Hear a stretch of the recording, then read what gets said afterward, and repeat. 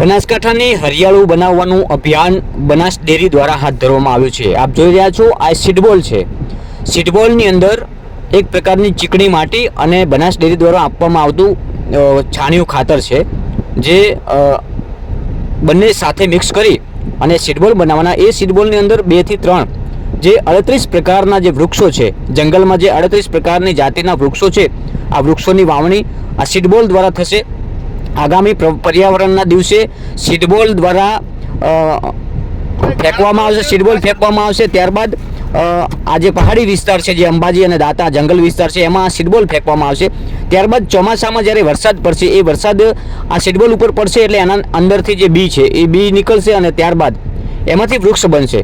आ जे अभियान है बनास डेरीनुं विधानसभाना अध्यक्ष अने हालमां बनास डेरीना चेरमेन शंकरभाई चौधरी द्वारा आ अभियान हाथ धरवामां आव्युं छे। अहींया कांकरेजना खसा दूध मंडली ने 40,000 जेटला सीडबॉल बनावी अने आगामी समयमां अभियान ने सार्थक करशे। बनास न्यूज नेटवर्क द्वारा आज तमने हूँ एवा दृश्यो बतावीश के जे बनास डेरीनुं एक अभियान है सीडबॉल बनाववानुं। सीडबॉल बनावीने जे हालमां ग्लोबल वॉर्मिंगनी जे कमी महसूस थई रही है एना लीधे ज्यारे गया वर्षे आम तो घणा समयथी आ ग्लोबल वॉर्मिंग अहींया बनासकांठामां सर्जाई रह्युं छे, परंतु तेनाथी छूटकारो कई रीते मळे तेनो प्रयास हाथ धराव्यो छे बनास डेरीए। चेरमेन शंकरभाई चौधरी द्वारा घणा समयथी आ बनासकांठाने हरियाळो बनाववानो जे प्रयत्न हाथ धराव्यो छे तेने लईने अलग अलग मंडळीओने आ प्रोजेक्ट आप्यो छे के सीडबॉल बनाववा। सीडबॉल बनाव्या बाद जंगलमां आ सीडबॉल फेंकवामां आवे छे, जेथी करीने आनुं जे ચોમાસામાં જે એના ઉપર વરસાદ પડે છે એ વરસાદના એના ઉપર જ્યારે ટીમ્પા પડે ત્યારે હું તમને બતાવીશ કે આ સીડબોલ છે। સીડબોલની અંદર આવા રીતના આ બી તમને બતાવવાની કોશિશ, આ બી છે, આવી રીતે સીડબોલ બનાવવામાં આવે છે। અહીંયા હાલમાં હું કાંકરેજના ખસામાં ઊભો છું અને ખસા દૂધ મંડળીને આ પ્રોજેક્ટ આપવામાં આવે છે। 40,000 જેટલા સીડબોલ બનાવે છે, જેવા અલગ અલગ મંડળીઓને આ કોન્ટેક્ટ આપવામાં આવે છે, જેથી કરીને આગામી સમયમાં ધારો કે અહીંયા સમજો કે 6 તારીખે અહીંયા આપણો પર્યાવરણ દિવસ છે અને આ જ દિવસે અંબાજીમાં આગલા દિવસે કાર્યક્રમ છે મુખ્યમંત્રીનો, એના દ્વારા ગ્લોબલ વોર્મિંગથી કઈ રીતે બચવું તેના પ્રયાસ બનાસ ડેરી દ્વારા કરવામાં આવે છે। મારી સાથે આ વિસ્તારના છે અગ્રણી જોડાયા છે, યુવા આગેવાન છે। બાબુભાઈ શું કહેશો, આનું આખું પ્રોજેક્ટ કઈ રીતનું હોય છે?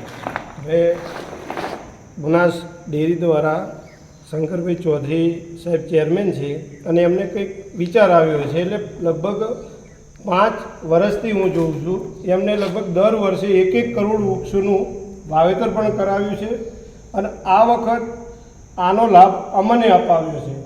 અમારી દૂધ મંડળીમાં અમને કીધું કે તમારી દૂધ મંડળીમાં સીડબોલનું કામ કરવાનું છે, તો એમને અમને ખાતર અને જે પહાડી વિસ્તારમાં 38 પ્રકારના જે વૃક્ષો થાય ને એનું બીજ અમને મોકલાવ્યું।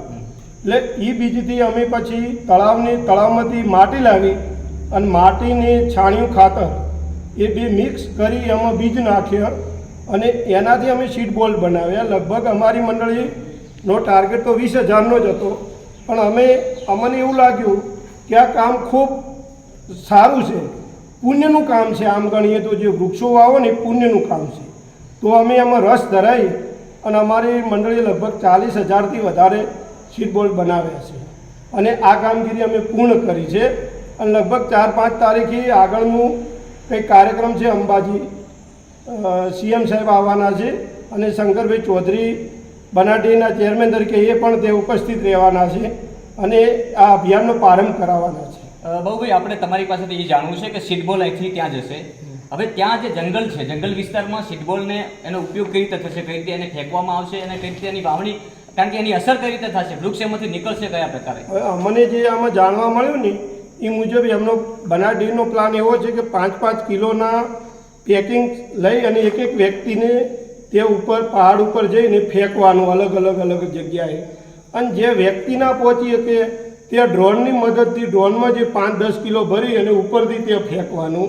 અને કદાચ મને એવું લાગે છે, મને એવું પણ જાણવા મળ્યું કે ડ્રોનનો ઉપયોગ ના થઈ શકે તે હેલિકોપ્ટર દ્વારા પણ સીડબોલ ફેંકી અને આ કાર્યને પૂર્ણ કરવાનું, એમ સીડબોલ ફેંકવાનું, અને જ્યારે વરસાદ આવે તો એની અંદર ભેજાઈને આ વૃક્ષો પેદા થાય। મને જાણવા મળ્યું છે લગભગ 50 લાખથી પણ વધારે સીડબોલનું કામ બનાસ ડેરી ઉપાડ્યું છે અને કદાચ એનાથી પણ વધારે હોઈ શકે, મને એક્ઝેક્ટ આંકડાની ખબર નથી। બિલકુલ સારી બાબત છે। અહીંયા હું તમને એ બીજ પણ બતાવવાની કોશિશ કરીશ, મારા સહયોગી છે જગદીશભાઈ ભટિયાર, એમને વિનંતી કરીશ કે આ દ્રશ્ય બતાવે. આ બી છે. આવી રીતના અલગ અલગ 38 જેટલા પ્રકારના બી એટલે 38 પ્રકારના વૃક્ષો ત્યાં જંગલમાં ઊભા થઈ શકે છે. આવા બીજ 38 પ્રકારના છે, જેમાં એક આ સીડબોલ છે. એક સીડબોલની અંદર 3 કે 4 બી આવે છે. 3-4 બીમાંથી કોઈ પણ વૃક્ષ આમાંથી સમજો કે 5 લાખ જેટલા અહીંયા સીડબોલ ફેંકવામાં આવે તો એમાંથી સમથિંગ 1 લાખ જેટલા વૃક્ષો તો થઈ શકે ને. આ એક અભિયાન છે બનાસ ડેરીનું. આ અભિયાન થકી બનાસકાંઠાને હરિયાળો બનાવવાના જે પ્રયાસો છે શંકરભાઈ ચૌધરીના, એ ચોક્કસથી યથાવત રહેશે. અને મને એવું લાગે છે કે આગામી સમયમાં હાલમાં જે વૃક્ષોનું નિકંદન થઈ રહ્યું છે એના ઉપર પણ અંકુશ લાવવો જોઈએ સરકાર દ્વારા. અને એમાં પણ અગાઉ શંકરભાઈ ચૌધરી બોલી ચૂક્યા છે, નિવેદન આપી ચૂક્યા છે કે લીમડો એ એક એવી વસ્તુ છે કે આપણા જીવનમાં સૌથી વધારે મહત્વ લીમડાનું હોય છે. ત્યારે બનાસકાંઠામાં સૌથી વધારે નિકંદન પણ લીમડાનું જ થાય છે. એટલે મારા હેતુથી હું પણ અપીલ કરું છું કે લીમડાના જે નિકંદન થાય છે એ ઓછા થવા જોઈએ. ઠેર ઠેર ટ્રેક્ટરો ભરાઈને જતા હોય છે. અનેકવાર રજૂઆતો બાદ, મીડિયાના અહેવાલો બાદ પણ એમાં અસર જોવા નથી મળી. પરંતુ મારા નિવેદનથી, મારી અપીલથી બનાસકાંઠા ન્યૂઝ નેટવર્ક પણ અપીલ કરે છે કે લીમડાનું ઝાડ જેમ બને એમ વધુ એની વાવણી થાય, પરંતુ એનું નિકંદન જેમ બને એમ ઓછું થાય. મારી સાથે જિલ્લાના બીજા યુવાનો જોડાયા છે. રમેશભાઈ, શું કહેશો? તમે કાંકરેજ વિસ્તારના છો અને સતત સાહેબ સાથે રહ્યા છો. તમે તો કીર્તિસિંહ વાઘેલાની સાથે સતત રહ્યા છે. રમેશભાઈ આપણા વિસ્તારના છે, કાંકરેજના છે. રમેશભાઈ, ખરેખર ગ્લોબલ વોર્મિંગની ખૂબ અસર થઈ છે બનાસકાંઠામાં, એમાંય સરહદી વિસ્તારમાં વૃક્ષોનું નિકંદન વધી રહ્યું છે. શું કહેશો? એટલે બનાસકાંઠા અને સમગ્ર કાંકરેજ તાલુકા બનાસકાંઠાને વૃક્ષોનું નિકંદન થાય છે. પણ બનાસ ડેરીના ચેરમેન શ્રી શંકરભાઈ ચૌધરી સાહેબ દ્વારા છેલ્લા 5 વર્ષથી 10 કરોડ વૃક્ષો વાવવાનું અભિયાન સાહેબે હાથ ધર્યું છે. અને સાહેબે 2-3 વર્ષથી તો સીડબોલ બનાવી અને ડુંગરાળ પ્રદેશમાં પણ અલગ અલગ પ્રકારના જે ડુંગર પ્રદેશમાં જે ઝાડ થાય એનું સીડબોલ દ્વારા પણ ત્યાં અંદર ડુંગર પ્રદેશની અંદર ફેંકવાથી અને ચોમાસાની અંદર ત્યાંમાંથી બીજ બહાર આવી અને નવા જે ડુંગર પ્રદેશમાં ઝાડ નથી ત્યાં પણ થાય, એના માટે શંકરભાઈ ચૌધરી સાહેબ ઘણા પ્રયત્નો કરી રહ્યા છે. અને આવા પ્રયત્નો થકી બનાસકાંઠાને હરિયાળો બનાવવા માટે ચેરમેન શ્રી શંકરભાઈ ઘણા પ્રયત્નો કરી રહ્યા છે. એટલે સાહેબશ્રીને ખરેખર ધન્યવાદ આપવા જોઈએ.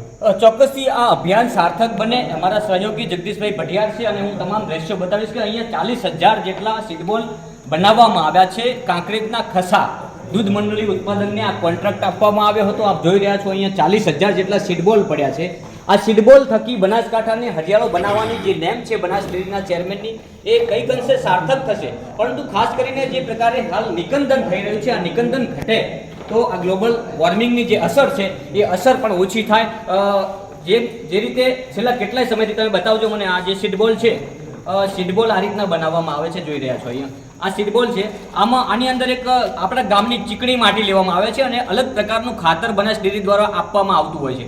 આ સીડબોલમાં ખાતર અને ગામની જે ચીકણી માટી અને ડેરી દ્વારા જે પણ એમના જે લેબરો કામ કરતા હોય એ આ બંને મિક્સ કરી અને એની અંદર 3 થી 4 બી, જે પણ બી આવતા હોય એટલા બી દ્વારા આ સીડબોલ તૈયાર કરવામાં આવે છે. આજે મહત્વની વાત એ છે કે આવા સીડબોલ દ્વારા આ બનાસકાંઠાને હરિયાળો બનાવવાની જે નેમ છે, બનાસ ડેરીના ચેરમેન શંકરભાઈ ચૌધરી હાલમાં વિધાનસભાના અધ્યક્ષ છે અને ફરી આજે ચેરમેન અને વાઇસ ચેરમેનની ચૂંટણી પદે યથાવત રહ્યા છે. ત્યારે ફરી એકવાર બનાસકાંઠાની જે આ નેમ છે એ આગળ વધશે અને ભવિષ્યમાં બનાસકાંઠા ચોક્કસથી હરિયાળો બનશે.